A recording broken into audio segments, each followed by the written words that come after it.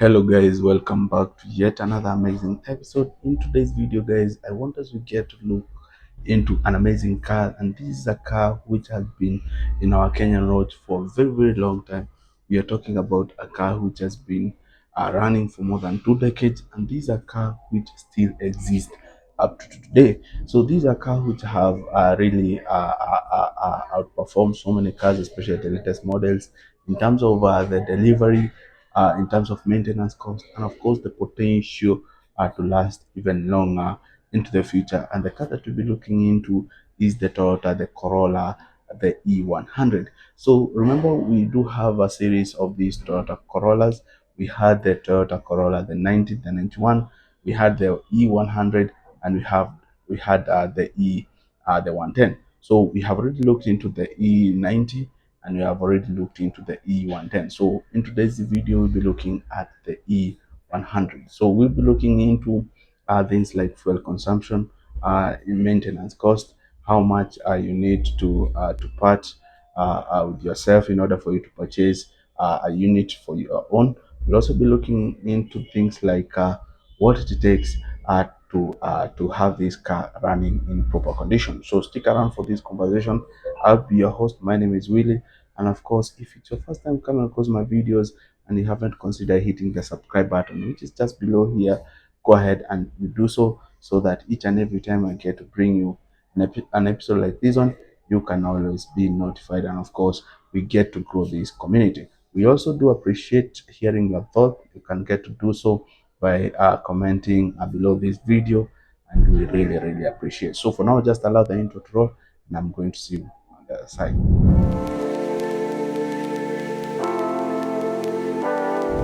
Welcome back, guys. When we get to talk about the Toyota Corolla, the E100, there are a couple of things which they are very important that we get to understand, and some of those things is the reason why these cars have been durable for such a long time. So number one, the reason why this car has been running in our Kenyan road for this period of time, one is because these cars, they are extremely reliable when it comes to performance. Their delivery, they are top notch, and of course, this has made them to be very reliable, especially here in Africa, where we really need around here we really need cars which can really perform, and cars which are purely reliable. The reason why also these cars have been these are popular to many of the Kenyans is because these cars, in terms of spare parts, they are very cheap to get, as well as to outsource, as well as to purchase. Their price is fairly that is it's fair to many, and that's the reason why these cars has been running this long here in Africa.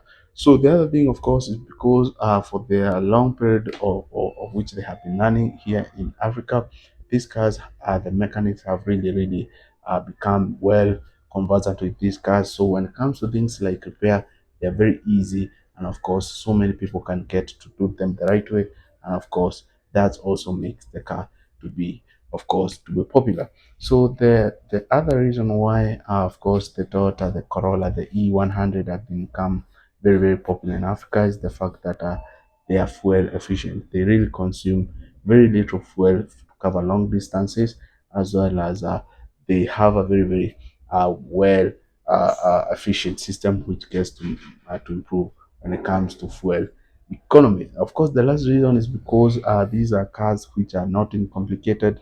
They're perfect for beginners. If you're looking to, of course, to own a car, these are cars that you could consider or going for, because in terms of the maintenance, the price, they are bit that is favorable to many. So now let's just go ahead and get to look into the motor that gets to power this car, and for that case, we'll be looking at the engine specs. Well, talking about the Corolla, the E100, we are talking about a car which is usually powered by an engine which is known to be tough, and of course, it's an engine which can really get to run for a very long time, as well as in terms of maintenance.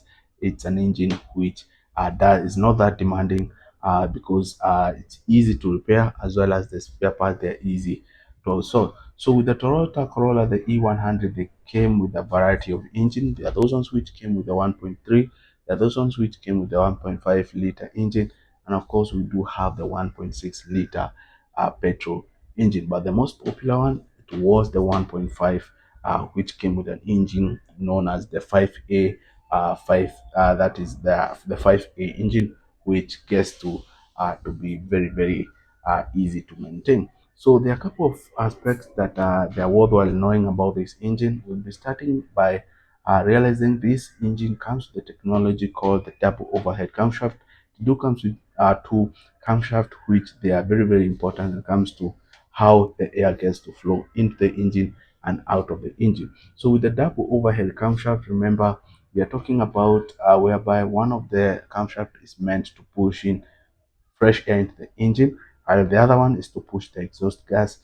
So therefore makes this engine to run smoothly without making any unnecessary noise. So with that technology, it has really factored in this engine lasting this long. So this engine also, it's a four-cylinder engine, which are the cylinders they're in line. You get to know that by looking at these plug cables over here. We are talking about the four inline cylinders. Also, the 1.5 liter gets to give out a power of around 94 to 105 horsepower, which is sufficient enough to push this car. As we'll be looking into the external fact, that is features, we'll be realizing. But this car, it doesn't have a very big body as well as the chest. So that's also something worthwhile noting. So for this engine, they do come either married with an automatic transmission system or either a manual transmission system. But the most popular one I've seen running around, most of them they are manual.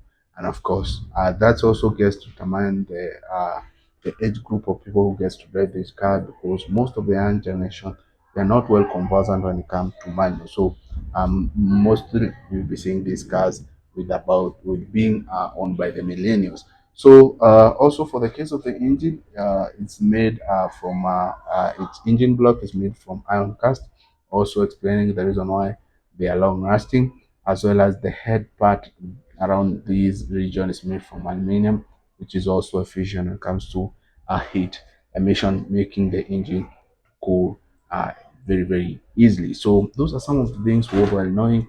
When it comes to things like sensors, this car doesn't have very crazy sensors, just have a few, they're just basic sensors, unlike what you get to see with the today's vehicles, which they have sensors all over, which makes the car also very difficult to understand as well as to handle. So when it comes to fuel system, this car has the EFI, the electronic fuel injection, which explain why this car really get to consume very small fuel, very little amount of fuel to cover very long distances. So that's all when it comes to the engine and the motor that gets to power this car.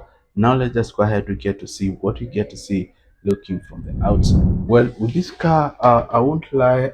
The first thing that we'll be realizing with this car, it has a very unique shape, very a streamlined shape, which also gets to improve in terms of aerodynamics, which makes the car also to cruise with much ease in terms of airflow and air resistance.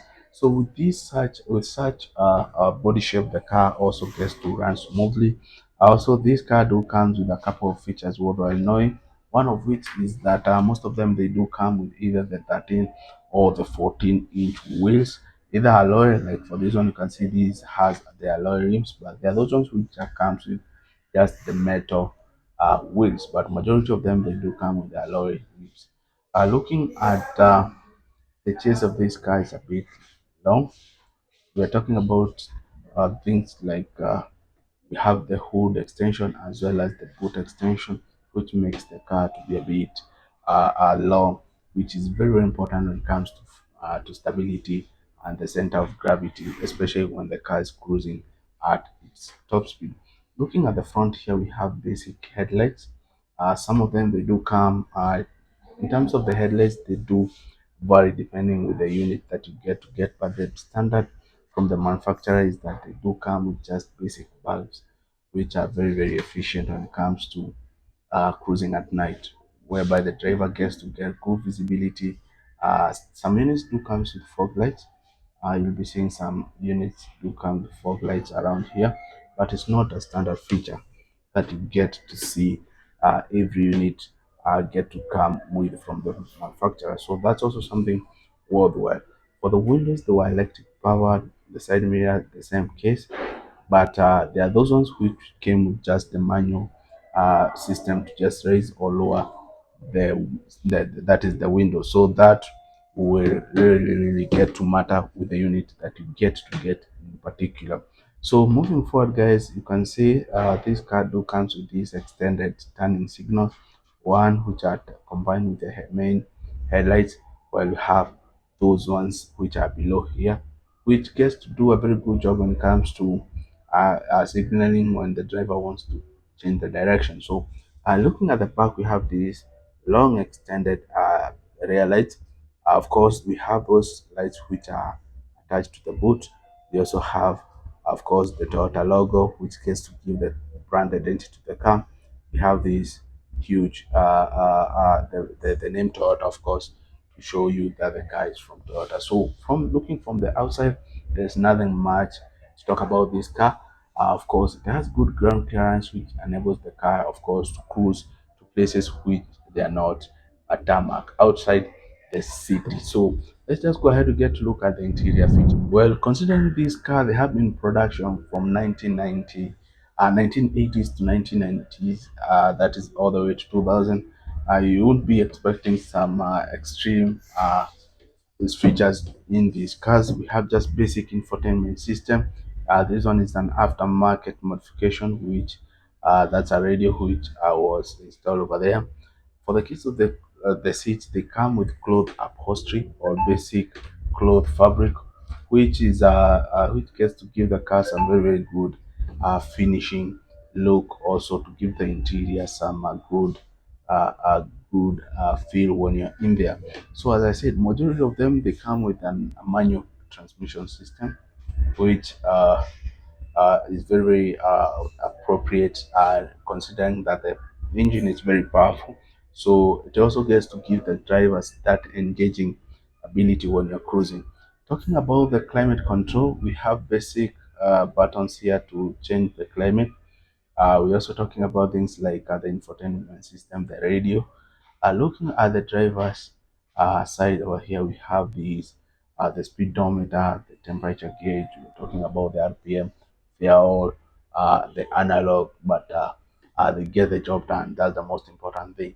When it comes to things like safety, this car is not the best when it comes to things like safety. Do come with single airbag on the driver's side. Unfortunately, these ones didn't have airbag on the passenger side.